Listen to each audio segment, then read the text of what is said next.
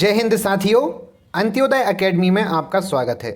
साथियों, यहाँ पर हम डेली मेंस प्रैक्टिस सीरीज़ के टेस्ट क्रमांक 20 जो कि बायोलॉजी विषय का हुआ था, इसका विस्तृत विश्लेषण देखने के लिए उपस्थित हुए हैं। साथियों, आप अपनी मेंस की मुख्य परीक्षा को सुदृढ़ बनाने के लिए 5 सितंबर से प्रारंभ होने वाली हमारी टेस्ट सीरीज़ को ज्वाइन कर सकते हैं। साथ ही में आप 35 टेस्टों की विस्तृत श्रृंखला को भी परचेज कर सकते हैं। यदि आपको 1000 प्रश्नों की 3 मार्कर प्रश्नों की श्रृंखला की PDF चाहिए है तो उसके लिए भी आप डिस्क्रिप्शन बॉक्स में दिए गए नंबरों पर संपर्क कर सकते हैं। यदि आप हमारी इसी डेली मेंस प्रैक्टिस सीरीज से जुड़ना चाहते हैं तो हमसे संपर्क करें। तो चलिए बिना विलंब किए हुए स्टार्ट करते हैं हमारे 3 मार्कर प्रश्नों को।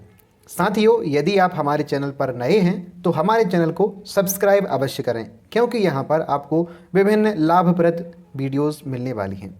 तो चलिए स्टार्ट करते हैं 3 मार्कर प्रश्नों को। हमारा पहला प्रश्न था, ऊतक क्या होते हैं। ऊतक को हमें 3 मार्कर में डिफाइन करना था। तो आप जानते हैं कि समान कार्य व समान प्रकार से उत्पन्न होने वाली कोशिकाओं का समूह ऊतक कहलाता है। ऊतकों की खोज मेरी फ्रांसियस एवं जोवियट बिचट द्वारा की गई थी। ऊतकों के अध्ययन को हम हिस्टोलॉजी कहते हैं। मानव शरीर में 4 प्रकार के ऊतक पाए जाते हैं: muscular tissues, epithelium tissues, connective tissues और एक तंत्रिका ऊतक। इस प्रकार से आप इन प्रकारों को भी यहाँ पर लिख सकते थे। आगे चलते हैं अगले 3 मार्कर प्रश्न की ओर। अगला 3 मार्कर था शैवाल। शैवाल क्या होते हैं? शैवाल ऐसे जीव हैं जो कि स्वपोषी होते हैं और प्रकाश संश्लेषण के द्वारा अपना भोजन बनाते हैं। ये शैवाल कहलाते हैं। शैवालों के अध्ययन को हम फाइकोलॉजी के रूप में जानते हैं। शैवालों के जनक की बात करें तो लेमीरॉस व विलियम हेनरी हॉर्वे को शैवाल के जनक के रूप में जाना जाता है। शैवाल क्रिप्टोगेम्स के अंतर्गत आते हैं जिनका वर्ग थैलोफाइटा है। इस तरह से आप इन्हें लिख सकते थे। आप चाहें तो इसमें उदाहरण भी दे सकते हैं, जैसे ब्लू ग्रीन एल्गी, एर्जियोस्पाइरिलम, क्लोरेल्ला आदि इनके उदाहरण आप लिख सकते हैं। आगे चलते हैं अगले प्रश्न जो कि हमारा था माइकोराइजा। माइकोराइजा क्या होता है? माइकोराइजा हाई प्लांट्स एवं कवक फंगस के मध्य सहजीवन का एक बहुत अच्छा उदाहरण है। माइकोराइजा मुख्यतः 3 प्रकार के होते हैं: एक्टोट्रोपिक, एंडोट्रोपिक और एक्टो एंडोट्रोपिक। माइकोराइजा के 3 प्रकार हैं। माइकोराइजा के यदि हम महत्व की बात करें तो ये उच्च वर्गीय पौधों की जड़ों में तो पाए जाते हैं और ये करते क्या हैं? खनिजों का अवशोषण करते हैं, जो कि हायर प्लांट्स के लिए लाभकारी होता है और यह मृदा की उर्वरक क्षमता को बढ़ाने में भी सहायक होते हैं। माइकोराइजा में आप इस प्रकार से 3 मार्कर लिख सकते थे। अगला प्रश्न है टाइफाइड। टाइफाइड आप सभी जानते हैं कि टाइफाइड एक जल जनित रोग है जो कि साल्मोनेला टाइफी के कारण होता है और मानव शरीर में आंतें इससे सबसे ज़्यादा प्रभावित होती हैं। इसका कारण पानी का खराब होना है, इसीलिए इसे जल जनित रोग बोला जाता है। टाइफाइड के लक्षणों की बात करें तो सीढ़ीदार बुखार आना, मुंह में बड़े बड़े छाले होना, चकत्थे होना, यह टाइफाइड के लक्षणों की बात है। और टाइफाइड का टेस्ट करने के लिए विडॉल टेस्ट का प्रयोग किया जाता है। इस प्रकार से आप इस 3 मार्कर प्रश्न को लिख सकते थे। आगे चलते हैं। हमारा अगला 3 मार्कर प्रश्न था प्लेटलेट्स। प्लेटलेट्स क्या होती हैं? तो प्लेटलेट्स आप जानते हैं कि यह एक रक्त का संयोजक अवयव है जो कि रक्त में 60 से 70% तक का हिस्सा बनाता है। प्लेटलेट्स का निर्माण रेड ब्लड मोरो यानी कि लाल अस्थि मज्जा में होता है। प्लेटलेट्स का जीवन काल 8 से 10 दिन का होता है और इनकी संख्या की बात करें तो यह मानव शरीर में 3 लाख से 5 लाख प्रति ml में पाई जाती हैं। इस प्रकार से आप इसे लिख सकते थे। प्लेटलेट्स को हम थ्रोम्बोसाइट के नाम से भी जानते हैं और इनका कार्य रक्त का थक्का बनाना है। इस तरह से आप इस 3 मार्कर प्रश्न को लिख सकते थे। अब हम चलते हैं हमारे 6 मार्कर प्रश्नों की ओर। साथियों, आपको एक बार और हम याद दिला दें कि यदि आपने हमारे चैनल को अभी तक सब्सक्राइब नहीं किया है तो हमारे चैनल को सब्सक्राइब अवश्य करें, क्योंकि आप तक हमारी ज़्यादा से ज़्यादा पहुँच ही हमें मोटिवेशन प्रदान कर सकती है। और हमारी प्रयास और हमारी मेहनत को देखते हुए यदि आप इस वीडियो को 2-5 सेकंड का समय निकालकर शेयर करते हैं तो हमें और ज़्यादा मोटिवेशन मिलेगा। तो कृपया थोड़ी सी मेहनत आप हमारे लिए भी करें। तो चलते हैं अगले 6 मार्कर प्रश्नों की ओर। यहाँ पर हम 3 6 मार्कर प्रश्नों को डिस्कस करेंगे, जिसमें कि पहला है DNA और RNA में अंतर। साथियों, DNA की खोज और इनकी जो डबल हेलिकल मॉडल था, इसकी बारे में वॉटसन एवं क्रिक ने बताया था और RNA के बारे में फ्रेडरिक माइसर ने बताया था। DNA के पूरे नाम की यदि बात करें तो इसे हम डीऑक्सी राइबो न्यूक्लिक एसिड कहते हैं और RNA को राइबो न्यूक्लिक एसिड कहा जाता है। शर्करा DNA में इसके नाम में ही छुपी है, डीऑक्सी राइबोज शर्करा और आरएनए में राइबोज शर्करा पाई जाती है। संरचना की बात करें तो डीएनए डबल हेलिकल्ड होता है और आरएनए सिंगल हेलिकल्ड संरचना इसकी होती है। श्रृंखला की बात करें तो डीएनए लंबी बहुलक श्रृंखला होती है डीएनए की, और आरएनए की एक छोटी बहुलक श्रृंखला होती है। कोशिका के नाभिक में डीएनए पाया जाता है, साथ में माइटोकॉन्ड्रिया में भी डीएनए पाया जाता है। और आरएनए तो कोशिका में सभी जगह पाया जाता है, जैसे कोशिका द्रव्य और अन्य कोशिकांग जो होते हैं उनमें आरएनए पाया जाता है। नाइट्रोजीनस बेस पेयर की बात करें तो डीएनए में एटीजीसी पाए जाते हैं, एडेनिन, थायमीन, साइटोसिन और गुआनिन। और आरएनए की बात करें तो इसमें थायमीन नहीं पाया जाता है, थायमीन को यूरेसिल द्वारा रिप्लेस किया जाता है, तो इसमें होता है AUGC। इस तरह से आप डीएनए और आरएनए में अंतर को यहाँ पर स्पष्ट कर सकते थे। आगे चलते हैं हमारे अगले 6 मार्कर की ओर, जो कि था संक्रामक बीमारियाँ क्या है, इनको समझाना था। तो सबसे पहले हम लिखेंगे संक्रामक बीमारियाँ। संक्रामक बीमारियाँ क्या होती हैं? जो एक शरीर से दूसरे शरीर में फैल जाएं, वो संक्रामक बीमारियाँ कहलाती हैं। माध्यम कुछ भी हो सकता है, वायु, पानी, किसी भी प्रकार का संपर्क इनमें आ सकता है। देखिए, संक्रामक बीमारियों के कारक अलग अलग हो सकते हैं। किसी का जीवाणु हो सकता है, किसी का वायरस, कवक या फंगस, इनके माध्यम या कारक में आप लिख सकते थे। उदाहरण की बात करें तो हैजा, टीबी, एबोला, जापानीज एन्सेफेलाइटिस और वर्तमान समय में चल रही महामारी कोरोना संक्रामक बीमारियों के उदाहरण हैं। WHO क्या कहता है? WHO कह रहा है कि प्रत्येक वर्ष में 1 से अधिक संक्रामक नए रोगों का पता चल रहा है। यह एक बहुत ही चिंताजनक स्थिति है। इसीलिए तो ये इस प्रकार की बीमारियां महामारी का रूप धारण कर लेती हैं। लक्षणों की बात करें तो कुछ संक्रामक बीमारियां जो होती हैं उनके मोटे तौर पर सभी के एक जैसे लक्षण होते हैं। कुछ जैसे कि बात करें हम, बुखार, खांसी, थकान आना, मांसपेशियों में दर्द और सांस लेने में कठिनाई होना, इनके मुख्य मोटे लक्षणों हो सकते हैं। तो आप इन्हें यहाँ पर लिख सकते हैं। इनसे बचाव के उपाय लिख सकते हैं, जैसे कि घर के आसपास स्वच्छता रखना, नियमित रूप से टीकाकरण में शामिल होना, सोशल डिस्टेंसिंग रखना और खाने से पहले या घर से बाहर जाते हैं तो उससे लौटने के बाद नियमित रूप से हाथ धोना। इस प्रकार आप इनसे बचाव में लिख सकते थे। आगे चलते हैं। अब हम देखते हैं अगला प्रश्न, जो कि था हृदय की संरचना। साथियों, इस तरह के प्रश्न 2 भाग में बटे होते हैं। पहला है हृदय की संरचना और दूसरा है हृदय की कार्यप्रणाली को। तो इनको आप डिवाइड करके अलग अलग लिखें। तो चलिए सबसे पहले देखते हैं हम हृदय की संरचना। हृदय गुलाबी रंग का एक शंकु आकार का अंग है, जो कि बक्षगुहा में फेफड़ों के मध्य स्थित रहता है। ठीक है, हमारा हृदय पेरिकार्डियल आवरण में रहता है और इसमें एक गुहिका पाई जाती है, जिसे हम पेरिकार्डियल गुहिका या पेरिकार्डियल कैविटी कहते हैं। इस पेरिकार्डियल गुहिका में एक द्रव भरा रहता है, जिसे पेरिकार्डियल द्रव ही कहा जाता है। अब इस द्रव का काम क्या होता है? तो यह हृदय को नम बनाए रखता है, साथ ही में बाहरी आघातों से बचाता है और अन्य अंगों से इसके घर्षण को रोकता है। यह पेरिकार्डियल फ्लूइड यानी पेरिकार्डियल द्रव का कार्य होता है। साथियों, मानव हृदय अन्य स्तनधारियों की तरह ही 4 कक्षीय होता है। ऊपर के कक्ष जो होते हैं वह आलिंद कहलाते हैं और नीचे के निलय कहलाते हैं। यह कोरोनरी सल्क्स के द्वारा अलग अलग होते हैं। आलिंद शरीर के विभिन्न भागों से आए रक्त को ग्रहण करते हैं, जबकि निलय उस आए हुए रक्त को शरीर के विभिन्न अंगों में पंप करते हैं। इसे आप यहाँ पर लिख सकते थे। यहाँ पर आखिरी में हमने हृदय की कार्यप्रणाली को भी टच कर दिया है। अब हम चलते हैं अगले पार्ट की ओर, जो कि था हृदय की कार्यप्रणाली। अब कार्यप्रणाली में क्या लिखेंगे? अब वही जो हृदय के कार्य हैं। तो क्या है? शरीर के विभिन्न भागों में, अंगों में रक्त को पहुँचाना है। साथ ही हृदय शरीर के विभिन्न भागों से रक्त को ग्रहण भी करता है। हृदय शरीर में रक्त को पंप करने का कार्य करता है। इस कार्य के लिए हृदय हर समय सिकुड़ता है और शिथिल होता है। आपने सुना होगा, जब किसी का ब्लड प्रेशर मापा जाता है तो उसे 120/80 के रूप में लिखा जाता है। 120 यानी कि सिस्टोलिक प्रेशर और 80 जिसे कि हम डायस्टोलिक प्रेशर कहते हैं, वो इसी प्रकार से यहाँ पर आता है। तो चलिए देखते हैं। हृदय का जो संकुचन होता है उसे हम प्राकुंचन कहते हैं, सिस्टोलिक कहते हैं, तथा शिथिल जो होता है उसे अनुशीतलन कहते हैं, डायस्टोलिक कहते हैं। आलिंदों के शिथिल होने से रक्त महाशिराओं में आकर आलिंदों में, जबकि निलयों के शिथिल होने पर रुधिर आलिंदों से निलयों में एकत्रित हो जाता है। जब हृदय के इन भागों में प्राकुंचन होता है तो रुधिर आलिंदों से निलय में तथा निलय से महाधमनियों में धकेल दिया जाता है और इसी तरह से आलिंदों तथा निलयों का क्रमशः एक के बाद एक प्राकुंचन और सिस्टोलिक और डायस्टोलिक होना ही शरीर में रक्त को प्रवाहित करता है। इस तरह से आप कार्यप्रणाली को यहाँ पर स्पष्ट कर सकते थे। अब हमारा यहाँ पर भी 6 मार्कर खत्म होता है। अब हम चलते हैं 15 मार्कर प्रश्न की ओर। साथियों, इस टेस्ट में दिया गया हमारा 15 मार्कर विशेष प्रश्न था। इस प्रश्न में हमने एक ही प्रश्न में दो 15 मार्कर प्रश्नों को संकलित किया है।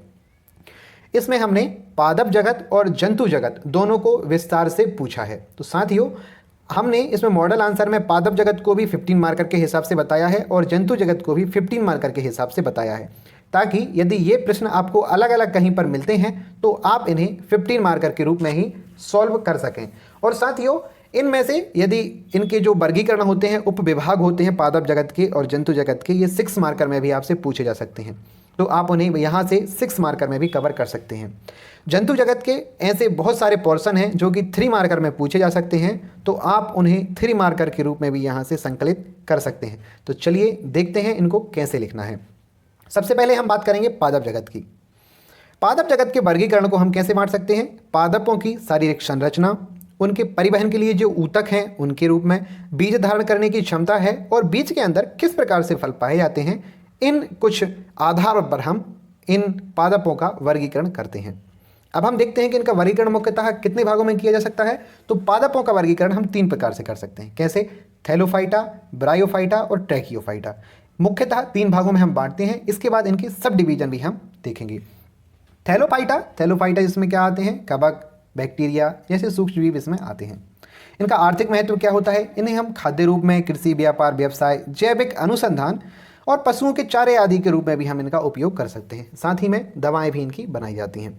इस प्रकार से आप इसे यहाँ पर लिख सकते थे।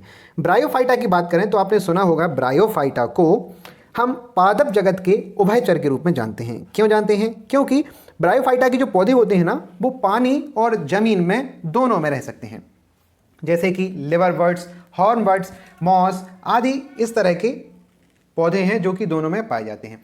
ये पौधे भी स्वपोषी होते हैं। अब पौधे हैं तो स्वपोषी होंगे और इनमें क्लोरोप्लास्ट पाए जाते हैं। क्लोरोप्लास्ट यानी कि हरित लवक, जो कि प्रकाश संश्लेषण हेतु उत्तरदायी रहता है।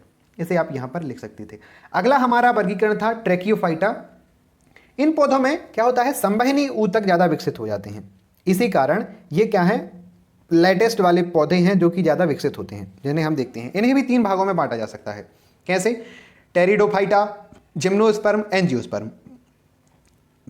टेरिडोफाइटा, इन पौधों में बीज और फूल नहीं पाए जाते हैं, जैसे क्लब मॉस, हॉर्सटेल्स, फर्न आदि। जिम्नोस्पर्म की यदि हम बात करें तो जिम्नोस्पर्म कैसे होते हैं? ये ऐसे पौधे होते हैं जिनके बीज पूरी तरह से अनावृत होते हैं, अर्थात इन्हें हम नग्न बीजी के नाम से भी पहचानते हैं। जिम्नोस्पर्म में ओवरी यानी अंडाशय का अभाव होता है। उदाहरण की बात करें तो साइकस, पाइनस आदि इसके कुछ उदाहरण होते हैं। एंजियोस्पर्म की बात करें तो एंजियोस्पर्म जो हम वर्तमान समय में जो पौधे देखते हैं, ज़्यादातर हमें एंजियोस्पर्म ही दिखाई देते हैं।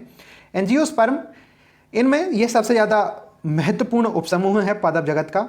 इसके बीज परतदार होते हैं और किसी भी अंग या अंडाशय में ही विकसित होते हैं। हमारे प्रमुख खाद्य पदार्थ जैसे कि फाइबर, मसाले, पेय पदार्थ, फूल वाले पौधे सभी एंजियोस्पर्म में आते हैं। इनका प्रयोग भी चिकित्सीय, प्रतिवादी, स्वाद, लेटेक्स, रबर आदि जैसे उत्पादन में भी किया जाता है। इन्हें आप एंजियोस्पर्म कहते हैं। अब हम देखते हैं कि एंजियोस्पर्म को भी कितने भागों में बांटा जा सकता है। तो एंजियोस्पर्म को 2 श्रेणियों में बांटा जा सकता है। कौन कौन से? एक बीजपत्री और द्विबीजपत्री। एक बीजपत्री क्या होते हैं? ऐसे बीज जिनको हम बराबर 2 भागों में नहीं तोड़ सकते, वो एक बीजपत्री कहलाते हैं। इनकी पत्तियां चौड़ी होने के बजाय लंबी होती हैं एक बीजपत्रियों की, और एक बीजपत्री के तने में कैम्बियम की परत पाई जाती है। जो मोनोकॉट होते हैं उनका जो तना होता है उसमें कैम्बियम की परत पाई जाती है। इसलिए सिर्फ ताड़ के वृक्ष को छोड़कर इस श्रेणी के सभी पौधों में बहुत कम ऊंचाई वाले पौधे होते हैं। जैसे उदाहरण की बात करें तो मक्का, गेहूं, धान, प्याज, इस तरह के पौधे एक बीजपत्री में आते हैं। अगला देखते हैं द्विबीजपत्री, जिसे हम डाइकॉट बोलते हैं। इनके बीज को यदि आप 2 बराबर भागों में बांटना चाहें तो उन्हें बांट सकते हैं, जैसे कि मटर, चना, मसूर, इस तरह के उदाहरण इसमें आते हैं। सभी प्रकार की दाल, फल, सब्जियां आदि इसमें सम्मिलित की जाती हैं। इस तरह से हमारा यह पूरा होता है। अब हम आते हैं हमारे प्रश्न के दूसरे भाग यानी जंतु जगत के वर्गीकरण पर। जंतु जगत के वर्गीकरण में हम यहाँ पर छोटा सा इंट्रो देखते हैं। सबसे पहले कि जीव जंतु की तमाम जातियों एवं प्रजातियों के प्रमुख लक्षण, विशेषताओं और उनमें भेद के आधार पर संसार के समस्त जीव जंतुओं को वर्गीकृत किया गया है। साथियों, जंतु जगत वर्गीकरण को मुख्यतः दो भागों में बांटा जा सकता है। सबसे पहला है नॉन कॉर्डेटा और दूसरा है कॉर्डेटा वर्ग। सबसे पहले हम नॉन कॉर्डेटा वर्ग की बात करेंगे। नॉन कॉर्डेटा वर्ग में बहुत सारे वर्ग उपवर्ग आते हैं, जैसे कि प्रोटोजोआ, आर्थ्रोपोडा, प्लेटीहेल्मिन्थीस, एस्केहेल्मिन्थीस, मोलस्का आदि। इसमें बहुत सारे वर्ग हैं जिन्हें हम एक एक करके यहाँ पर वर्णन करेंगे, डिस्कशन देखेंगे। साथियों, आपसे मुख्य परीक्षा में 6 मार्कर में नॉन कॉर्डेटा या कॉर्डेटा वर्ग भी पूछा जा सकता है, तो इसलिए भी आप इसे जरूर देखें। चलिए देखते हैं। सबसे पहले प्रोटोजोआ संघ। इनका शरीर सिर्फ एक ही कोशिका का बना होता है।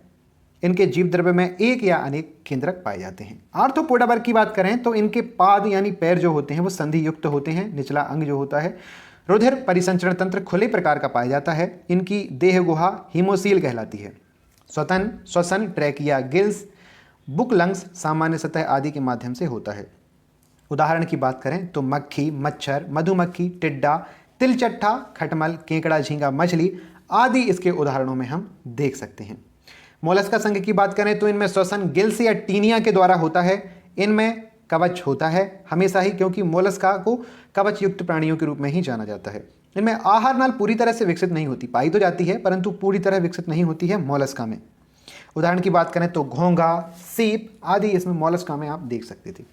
पोरीफेरा की बात करें तो पोरीफेरा संघ के जीव जंतु खारे पानी के जीव हैं। इनके शरीर पर असंख्य छिद्र पाए जाते हैं। ये जीव बहुकोशिकीय होते हैं।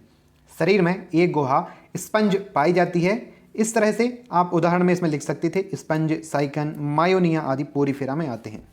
पोरीफेरा को गुहा युक्त जीव भी बोला जाता है। प्लेटीहेल्मिन्थीस, इनके नाम से ही स्पष्ट हो रहा है, प्लेटी अर्थात चपटे जो कृमि होंगे वो इसमें आते हैं।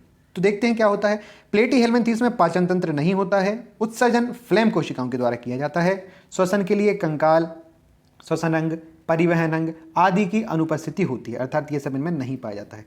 साथियों, प्लेटीहेल्मिन्थीस उभयलिंगी जंतु होते हैं। ये याद रखना है कि प्लेटीहेल्मिन्थीस जो होते हैं वह उभयलिंगी होते हैं। उदाहरण की बात करें तो फीता कृमि, प्लेनेरिया, टेपवर्म आदि इसमें आ जाते हैं। अगले वर्ग की बात करते हैं उपविभाजन की। यह होता है एस्केहेल्मिन्थीस। एस्के का अर्थ होता है गोल। एस्केहेल्मिन्थीस में क्या होता है, ये एक लिंगी होते हैं। प्लेटीहेल्मिन्थीस की तरह उभयलिंगी नहीं होते हैं। स्पष्ट आहार नाल होती है, उनमें आहार नाल थी लेकिन विकसित नहीं थी। यह लंबे, बेलनाकार व अखंडित कृमि होते हैं। इनमें उत्सर्जन प्रोटोन फ्रीडिया के द्वारा होता है, बल्कि प्लेटीहेल्मिन्थीस में किसके द्वारा हो रहा था, फ्लेम कोशिकाओं के द्वारा। एस्केहेल्मिन्थीस में प्रोटीन फ्रीडिया के द्वारा हो रहा है। उदाहरण की बात करें तो राउंडवर्म, एस्केरिस, थ्रेडवर्म, बाउचेरिया आदि इस संघ में आते हैं। अगला इसका उपवर्ग है एनीलिडा संघ। एनीलिडा प्रचलन मुख्यतः काइटिन की परत द्वारा होता है। इनमें आहार नाल पूरी तरह से विकसित होता है। एनीलिडा का भी रंग लाल होता है। इनके रक्त का रंग जो होता है वह लाल होता है और उत्सर्जन अंग वृक्क होता है मैमेलियंस की तरह। इस वर्ग के जीव एक लिंगी व उभयलिंगी दोनों होते हैं। देखिए यहाँ पे हमने प्लेटीहेल्मिन्थीस में देखा था कि उभयलिंगी होते हैं, ठीक है, बल्कि एनीलिडा में जो होते हैं वह एक लिंगी भी हो सकते हैं और उभयलिंगी भी हो सकते हैं। इस तरह से आप इसे लिख सकते थे। साथ ही में एनीलिडा, केंचुआ एवं जोंक आदि के उदाहरण से आप इसे एनीलिडा को समझ सकते हैं।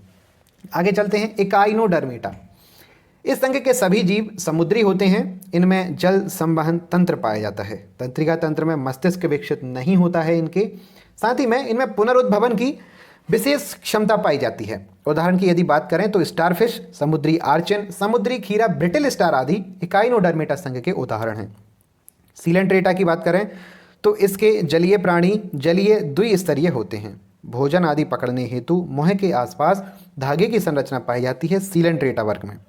उदाहरण की बात करें तो हाइड्रा, जेलीफिश, मूंगा इसके अन्य उदाहरण हैं। इस तरह से आप इसे लिख सकते थे। साथियों, आगे चलते हैं और अब हम देखेंगे हमारे कॉर्डेटा के प्रमुख वर्ग को कि कॉर्डेटा में कौन कौन से आते हैं। मुख्यतः 5 आते हैं जिन्हें हम पढ़ेंगे। पाइसीज, एम्फीबिया, रेप्टिलिया, मेमेलियंस और एबीज, जिसे हम पक्षी वर्ग बोलते हैं। इस तरह से आप इसे लिख सकते हैं। तो हम देखेंगे एक एक करके कॉर्डेटा संघ के प्रमुख वर्ग को। सबसे पहला है मत्स्य वर्ग। मत्स्य वर्ग सभी असमतापी जीवों को रखा जाता है। इनमें श्वसन क्लोम के द्वारा होता है जो जल में घुली हुई ऑक्सीजन को ग्रहण करते हैं। मछलियों का कंकाल उपास्थियों का बना होता है, जैसे सॉर्क, स्कोलियोडॉन इसके उपास्थियों के उदाहरण हैं। अब मत्स्य वर्ग में जितने भी उदाहरण होंगे ना, जितने भी जीव आएंगे, उन्हें ट्रू फिश कहा जाएगा, छद्म मछली नहीं कहा जाएगा। जैसे कि हमने इससे पहले स्टार फिश पढ़ी थी इकाइनोडर्मेटा में, वह एक छद्म मछली थी, वह वास्तव में मछली नहीं है, परंतु इस पाइसीज वर्ग में जो आएंगे वह सभी वास्तविक मछलियाँ होंगी। समुद्री घोड़ा मछली है, भले ही उसमें घोड़ा जुड़ा हुआ है, लेकिन वह एक मछली है। रोहू, कतला आदि अन्य मछलियाँ हैं। एम्फीबिया वर्ग की बात करें तो इस वर्ग के सभी सदस्य उभयचर होते हैं, जो कि जल एवं थल दोनों में निवास कर सकते हैं। ये भी असमतापी होते हैं। असमतापी का अर्थ है कि यह माध्यम के अनुसार अपने शरीर का तापमान चेंज कर लेते हैं, एक जैसा नहीं रख पाते हैं, असमतापी कहलाते हैं। हमारे शरीर का तापमान 97 डिग्री फ़ारेनहाइट ही रहेगा, चाहे आप ठंडे प्रदेशों में जाएं या गर्म प्रदेशों में, हम समतापी के अंतर्गत आते हैं। तो एम्फीबिया वर्ग की हम बात कर रहे हैं। इन जीवों में श्वसन फेफड़ों के द्वारा तथा त्वचा व क्लोम तीनों के माध्यम से होता है। इनका हृदय 3 कक्षीय होता है। उदाहरण की बात करें तो मेढक एम्फीबिया वर्ग का प्रमुख जीव है। सरीसृप वर्ग, जिसे रेप्टिलिया हम बोलते हैं, इसकी बात करें तो इस वर्ग के जंतु भी असमतापी होते हैं। इन जीवों में श्वसन फेफड़ों के द्वारा होता है। ये वास्तव में स्थलीय कशेरुकी जीव होते हैं। इनके अंडे जो होते हैं वो कैल्शियम कार्बोनेट के कवच से ढके होते हैं। आपने भी देखा होगा, जो सांप वगैरह अंडे देते हैं वो कैल्शियम कार्बोनेट के कवच से ही ढके रहते हैं। इन जंतुओं का हृदय सामान्यतः 3 कक्षों का होता है, यदि हम मगरमच्छ को छोड़ दें, क्योंकि उसका हृदय 4 कक्ष का होता है। उदाहरणों की यदि हम बात करें, सरीसृप वर्ग में जितने भी रेंगने वाले जीव हैं इसमें आते हैं, जैसे सांप, मगरमच्छ, घड़ियाल, छिपकली, कछुआ इसमें आते हैं। कछुए को विशेष तौर पर आप याद रखें। पक्षी वर्ग की बात करते हैं। पक्षी वर्ग यानी एबीज, ये भी समतापी होते हैं। इन जीवों में श्वसन फेफड़ों के द्वारा होता है। इनके अग्रपाद यानी आगे के जो पैर होते हैं वह रूपांतरित होकर पंखों में बदल जाते हैं, जिनकी सहायता से ये उड़ते हैं। इन जंतुओं के हृदय में 4 कक्ष होते हैं। मूत्राशय इनमें अनुपस्थित होता है। इस तरह से आप इसे लिख सकते थे। उदाहरण में जितने भी पक्षियों के नाम आपको याद आ जाएं आप लिख सकते हैं। कौआ, तोता, मोर, इनके उदाहरणों में आप लिख सकते हैं। चलते हैं हमारे अगले वर्ग पर, जो कि हमारा अंतिम उपविभाजन भी है, जिसे हम बोलते हैं स्तनी यानी मैमेलियन वर्ग। मैमेलिया में जितने भी जंतु होते हैं वो सब नियत तापी या उच्च तापी रहेंगे, जिन्हें समतापी भी हम बोलते हैं। इनकी त्वचा पर श्वेत ग्रंथियां पाई जाएंगी, जिन्हें हम पसीने की ग्रंथियां भी कहते हैं, और तेलीय ग्रंथियां पाई जाती हैं। इनके हृदय 4 कक्षीय होते हैं। हमने अभी इससे पहले मानव हृदय की संरचना देखी थी, तो 4 कक्षीय थे। 2 ऊपर आलिन, 2 नीचे निलय, अर्थात 4 कक्ष हो गए हैं। इनमें बाह्य कर्ण होता है, जिसे हम पिन्ना बोलते हैं। हमारे कान का जो ऊपरी आवरण है वह पिन्ना कहलाता है।